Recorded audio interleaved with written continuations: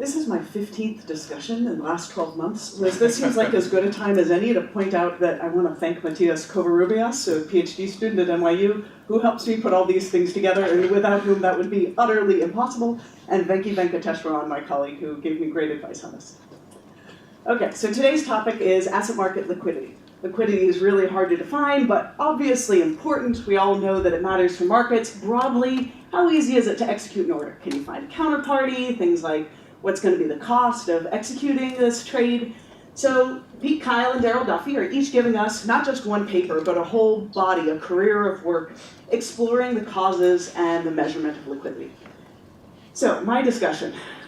It's a broad mandate in 15 minutes to discuss these big areas of research and come to some conclusions about them. So I'll compare and contrast these two visions of liquidity. The authors and our previous discussant have done some of that already for me. And then turn to a key policy measurement question, which is how much of each of these frictions seems to actually matter in the market. Okay, so here's the context. So Pete Kyle, starting in '85, an informed insider submits orders over time to a market maker. That market maker is submitting a bid-ask spread, and they're really worried about what the insider knows and are trying to figure it out. So the result is this insider is going to trade slowly to try to camouflage his or her information. Kyle 89 is a different setting. This isn't a market maker with sequential orders. Now we're talking about a centralized market. They're oligopolists trading, so they've got price impact. There are a finite number of them. And because they know they have price impact, the result is that these investors are going to buy and sell less to try to have less price impact, but also to try to conceal their information. Remember, in a centralized market, the price reveals information, and by conditioning on the price, you can extract some of that. These guys are going to try to prevent that. So the main measure of liquidity in these models is really price impact. And the emphasis in this class of models is on information transmission and information revelation. Okay, so the paper at hand today. So he's using a Kyle framework to provide an implementable measure of illiquidity, right? If we want to do something about illiquidity, we got to know how big is it. And that's a really difficult problem to tackle because it's hard to measure a lot of these objects. It's hard to measure information. It's hard to measure non-executed trades. A lot of times we don't get to see those, but those are really crucial in this model. And so he's going to do this with a mix of observables and variables that he argues pretty convincingly don't change from market to market. And these he calls market invariant, so like the distribution of bet sizes he was talking about. And they come from looking at each market in its own speed. So one of the key insights of the most recent Kyle work is that we should think about business time and the time it takes to unload a bet, and that may be different from market to market. So why is this important for policy?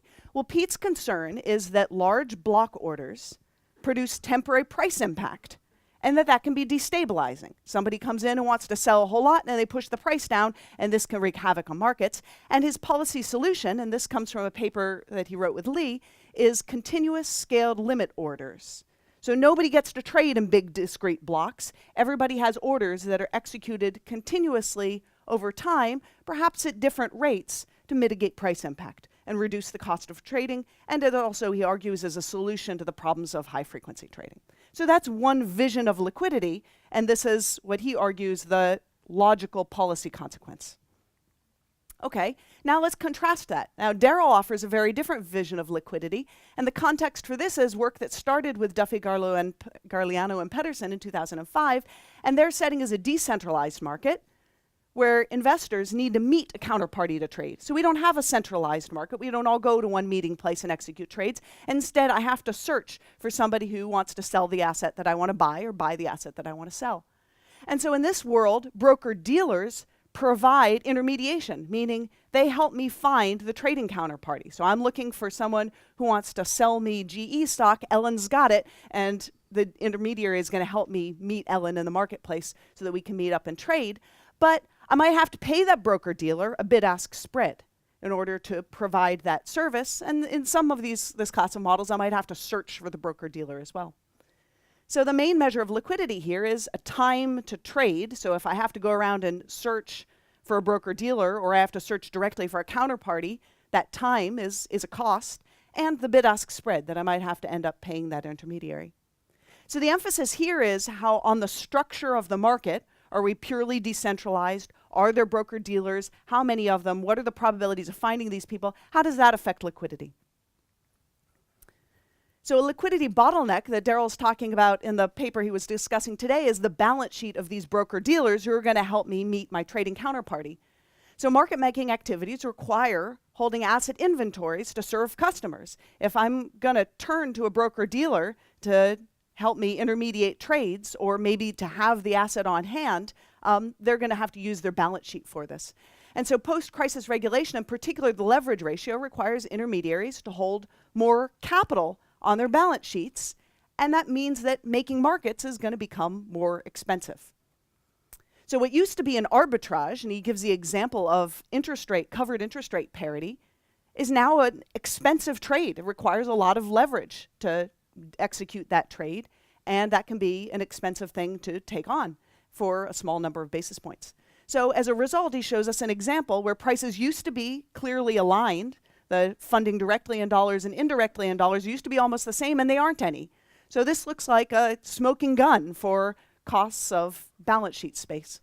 And the policy solution that he offers are looser capital requirements for what look like very safe trades, but still tough ones for risky assets. And we should think about centralizing platforms to prevent market fragmentation in the first place. So notice that this is a very different kind of policy solution than what Pete is proposing, and I'll come back to that. Okay, so now those are the two visions. I want to think about how do they compare. Are these exclusive, or are we talking about different markets? How do we think about putting this all together? Okay, so at a first pass, you might just think we're talking about two different kinds of markets. Some markets are centralized. So think of this as a network graph. These are traders. Some of them want to buy, some of them want to sell. And how are they connected to each other? Well, one view, the view of a fully centralized market, is we're all connected through a market mechanism. This could be a Walrasian auctioneer in a perfectly competitive market. It could be a market maker who's taking sequential taking sequential buy and sell orders. But we're all somehow connected through that centralized market mechanism. And that's sort of the kind of environments that Pete Kyle's work is talking about. And there are other markets that don't have that feature, for which there is no centralized market, and most transactions take place over the counter in a decentralized way. So we could think about them, not being connected or connected randomly. You could think of search as a random graph here, or connected through an inter-dealer market. So in this circle are a bunch of dealers, presumably who can find each other rather easily and help us execute trades. So one takeaway might be that the main point is centralized markets are better described by Kyle, and decentralized markets, or OTC markets, are better described by Duffy. But I don't think this is actually that simple. Okay, so one reason. Most markets have some centralized and some decentralized segments. Even in markets where you can trade sequentially, a lot of people are going to contact a broker, and the brokers are going to intermediate trades or do the trades through some centralized component of the network. So these are our brokers, these are our retail investors, and we're going to have some periphery and some core. And in this context, you can think of what is search doing here. What's preventing these periphery, these retail traders, from connecting directly to each other and forcing them to go through the intermediaries in order to execute trades. And then Daryl's friction can bite because these intermediaries have balance sheet constraints, so now we've got our bottleneck to trade here. So then you might look at this and say, well, maybe what's going on is that search and balance sheet frictions matter for the periphery because they've got to go through the core where the bottleneck is, and that Kyle's price impact is what's going on with the inter-dealer market. Because these guys are, even if they're not really trading on a centralized market, they can find each other, right? This is a pretty dense network. We don't have traders wandering through Midtown saying, where did JP Morgan go? I thought yesterday they were at Times Square. I can't find them today, right? This is a pretty dense market, even if it's not technically centralized. So is that what's going on? Are asymmetric information and market power, Kyle-like frictions, pervasive at the inter-dealer market, and search cost and balance sheet frictions pervasive in the periphery? No, I don't even think it's that simple. I think there's something else going on here as well. So I'd argue that both sources of liquidity are present in every layer of the market, regardless of the market structure. Why do I say that? Well, we've gotten new evidence recently from DiMaggio, Franzoni, Cremani, Somavia, that dealers selectively share information with their clients. So these guys provide some really neat evidence that when this guy trades and it looks like this is informed, this dealer's telling his other client about it and they're subsequently trading on this stuff, which is to say that asymmetric information frictions are not just in the interdealer market, but they're also operating on the periphery. Conversely, core broker dealers are key to this covered interest rate stuff. It's not the periphery, it's not the retail traders that were causing covered interest rate parity, they were arbitraging this. This was all dealer stuff. This was the big banks. So the balance sheet stuff that's going on that's preventing covered interest rate parity from holding, that's really going on at the core. So both of these frictions seem to be operating at each of these levels. So where does this leave us? I'd argue that liquid markets in any form, in any market structure, at any layer, require two things. You have to be willing and able to trade. Willingness to trade. Not too much asymmetric information. I'm not too scared to trade because the Kyle guys who are informed are out there to get me. And ability to trade, I'm capable of doing this because I don't have Duffy-like balance sheet constraints preventing me from being able to trade. And you have to be both willing and able to trade in any market at any level. Okay, so both frictions are operating, and they can both operate in the same places of markets. The Dew and the DiMaggio evidence is really a smoking gun for each. Both of these things are clearly going on, I'm convinced. But that leaves the question, how much does each account for, and in which markets? And this is important because remember, I showed you the policy remedies for these two kinds of frictions are really different. So we want to know which one, how much. And the classic measures don't really distinguish. The bid-ask spread could come from informed traders, like what Pete argues, but it could also come from constrained dealers, like what Duffy argues. And price impact could be information, but it could also be that there's big price impact because the guy who used to buy when somebody was selling is now too balance sheet constrained to be able to do that. And as a result, these big trades hit the market and move the prices a lot more.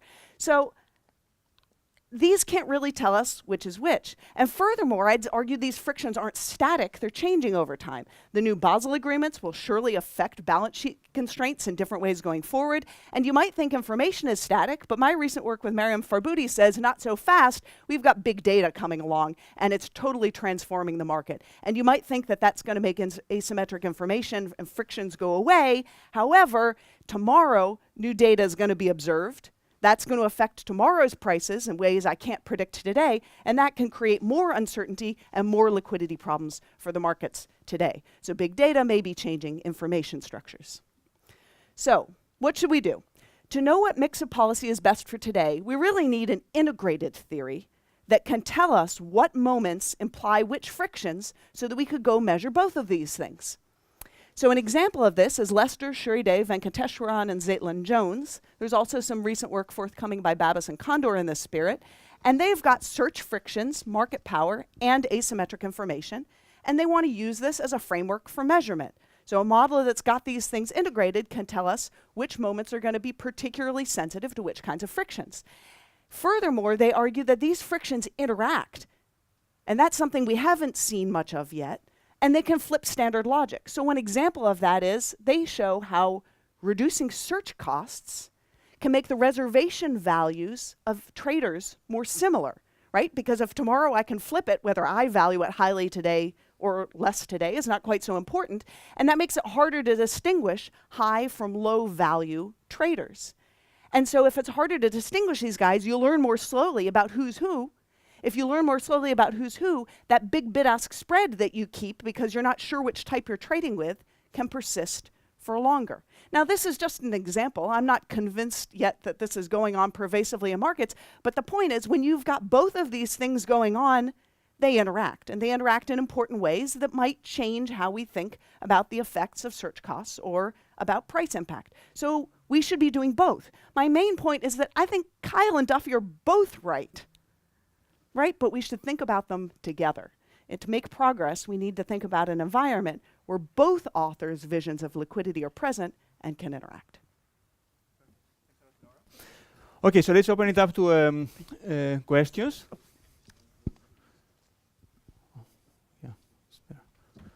Okay, fine. Let me maybe start with one of the question, then with in the spirit of Laura's discussion. So, Pete, so gave a foundation of your invariance measure in the based on an asymmetric information model.